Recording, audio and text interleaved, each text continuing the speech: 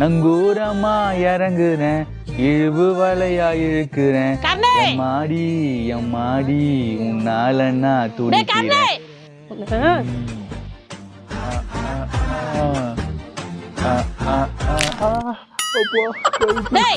நாய் மாதிரி கத்தினுக்குற கண்டுக்காத என்னடா அர்த்தம்? நாய் பாஷை தெரியாதுன்னு அர்த்தம். நாயா உன்ன லதாக்கா வா ஜெயா என்ன இந்த பக்கம்? இதுவா? இது ஊடு கொளுத்தியாச்சே.